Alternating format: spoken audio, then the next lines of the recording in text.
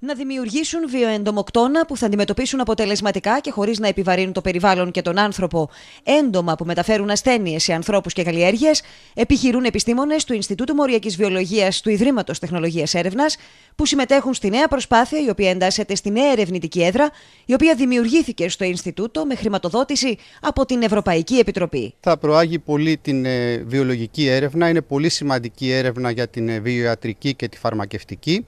Παράλληλα όμως θα δώσει σημαντικές λύσεις που είναι απαραίτητες στον παραγωγικό ιστό, προκειμένου να εξασφαλίσει την φυτοπροστασία και επίσης να δοθούν λύσεις για τη δημόσια υγεία. Ανάμεσα στα έντομα που μπαίνουν στο επίκεντρο της έρευνας και την παραγωγή αυτού του εντομοκτώνου που θα λειτουργεί όπως το μηχανισμό της φύσης είναι τα κουνούπια που μεταφέρουν την ελαιονοσία, αλλά και ο δάκος που απειλεί τις ελαιοκαλλιέργειες και της Κρήτης. Θα προσπαθήσουμε να αναπτύξουμε ουσίες που μας προσφέρει η φύση, συγκεκριμένα μικροοργανισμοί που παράγουν τοξίνες προκειμένου να επιβιώσουν, να επιτεθούν σε άλλους οργανισμούς στη φύση, να τις εντοπίσουμε, να τις ταυτοποιήσουμε και να βρούμε τους γενετικούς μηχανισμούς που τις συνθέτουν, έτσι ώστε με χρήση συνθετικής βιολογίας να μπορέσουμε να αναπαράγουμε τους μηχανισμούς αυτούς στο εργαστήριο και να έχουμε βιοεντομοκτώνα φυσικής προέλευσης, τα οποία θα χρησιμοποιήσουμε ενάντια στους εχθρούς καλλιεργειών, όπως ο δάκος της ελιάς, ή στα κουνούπια που μεταφέρουν ασθένειες όπως η ελαιονοσία.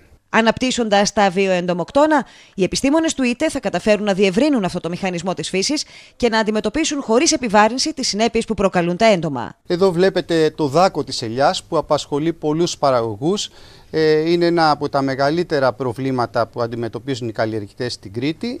Σε αυτό το κλουβί έχουμε έντομα και προσπαθούμε, όπως σας είπα, να βρούμε τρόπους να τα καταπολεμήσουμε χρησιμοποιώντας τα όπλα που μας δίνει η φύση. Υπάρχει πιθανότητα να είναι ακόμη πιο αποτελεσματικό από τα φάρμακα που χρησιμοποιούμε αυτή την ώρα και που είναι τοξικά? Αυτός ακριβώς είναι ο σκοπός μας, να αυξήσουμε την αποτελεσματικότητα και να μειώσουμε τις επιπτώσεις στο περιβάλλον. Της νέας ερευνητικής έδρας θα ηγηθεί ένας κορυφαίος Έλληνας επιστήμονας στον χώρο της μοριακής βιολογίας των εντόμων και των βιοτεχνολογικών εφαρμογών για την καταπολέμησή τους, ο Γιώργος Δημόπουλος του διάσημου Πανεπιστημίου Johns Hopkins της Βαλτιμόρης, που σηματοδοτεί την προσπάθεια που γίνεται στο ΙΤΕ να επανασυνδέσει με την Ελλάδα και την έρευνα κορυφαίους Έλληνες επιστήμονες που βρίσκονται στο εξωτερικό. Καταφέραμε και πήραμε μια πολύ σημαντική ευρωπαϊκή χρηματοδότηση προκειμένου να προσελκύσουμε έναν πολύ αξιόλογο καθηγητή από το εξωτερικό, τον Γιώργο Δημόπουλο, καθηγητή στο Johns Hopkins, ο οποίος δραστηριοποιείται στην ανάπτυξη βιοεντομοκτώνων.